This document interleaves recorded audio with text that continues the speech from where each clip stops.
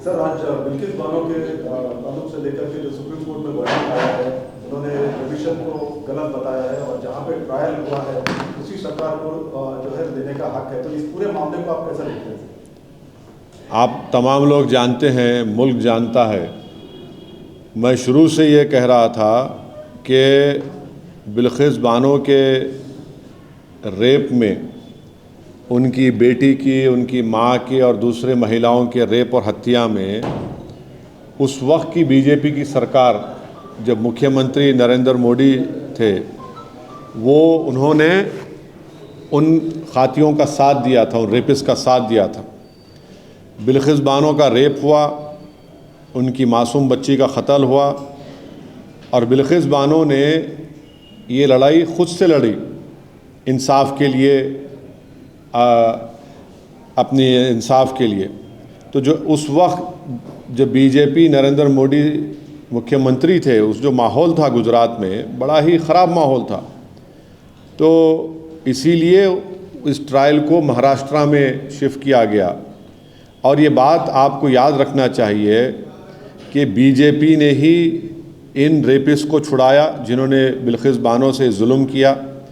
BJP के लोगों ने उनके गलों में गुलाब का हार डाला और इससे बीजेपी की महिलाओं के लिए जो लड़ाई है, जो इंसाफ की बात करती है, वो बीजेपी एक्सपोज हो जाती है।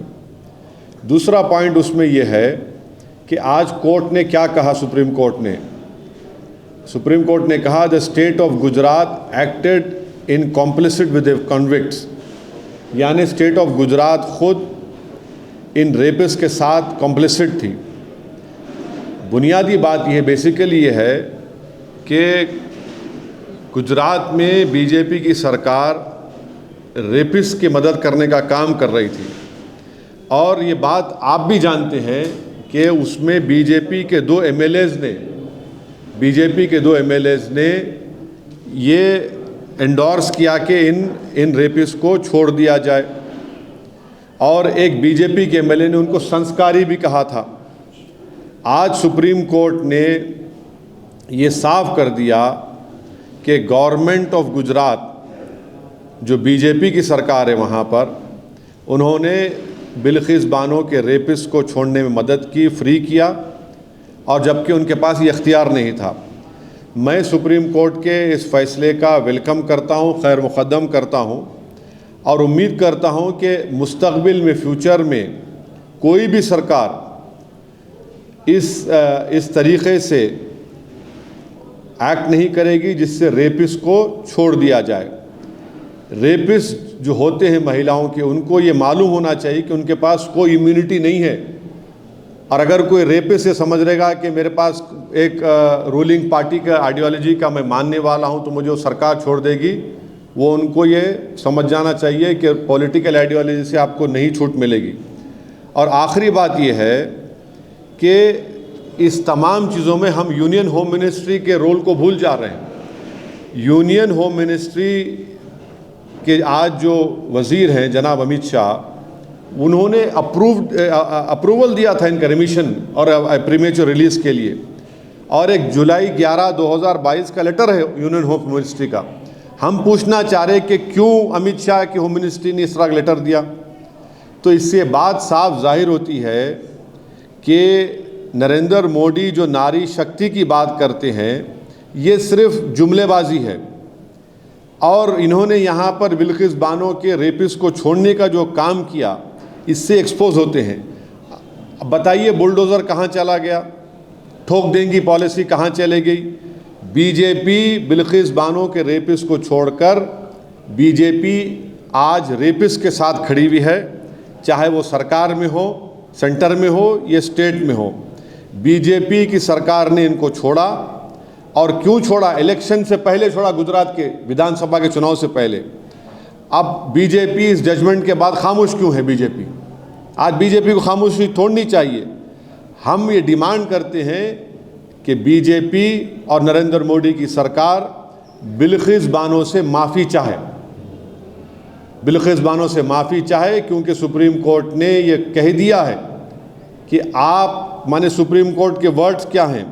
The state of Gujarat acted in complicit with the convicts. तो मेरा डिमांड ये है कि नरेंद्र मोदी की सरकार बिल्किस बानो से माफ़ी मांगे, उनको अपोलोजाइज करे। That the Modi government and Prime Minister Narendra Modi, Amit Shah, apologized to Bilkis Bano. Yes, family. yes, because it is the BJP.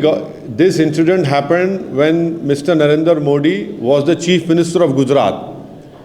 And the environment was so communally poisonous that this whole trial for Bilkis Bano to get justice, the trial was shifted to Maharashtra.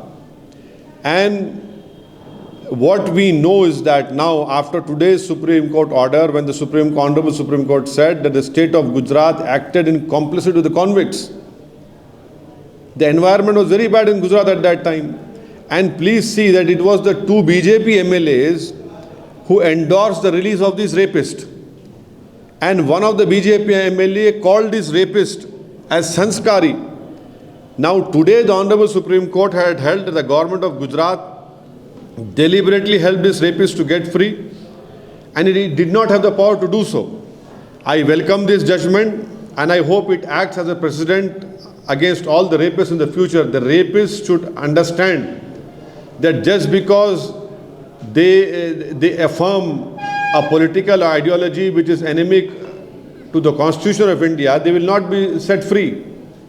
And the last important point is that the Union Home Ministry approved the remission and the premature release of these convicts through a letter dated July 11, 2022.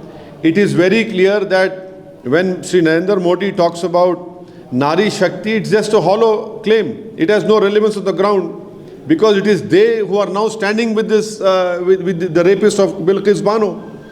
So the BJP government in the state of Gujarat and the BJP government in the center both have helped in releasing these rapists of Bilkis Bano, the killers of her mother and her other 4 women.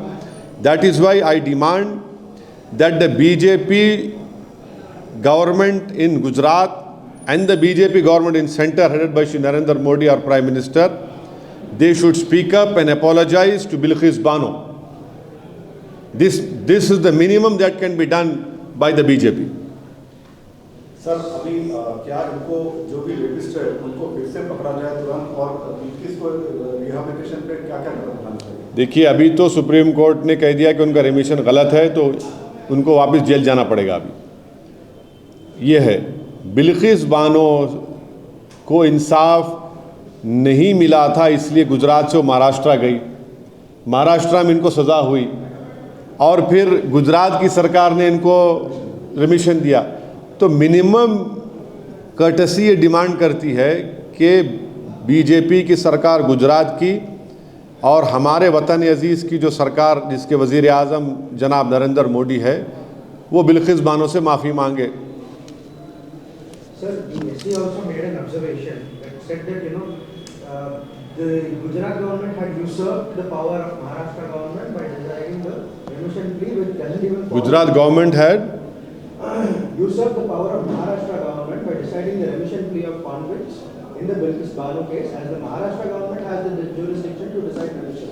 But the fact that Gujarat government did the remission instead of Maharashtra, do you think it's for the elections? Well, you see, now let us not go into the complete details.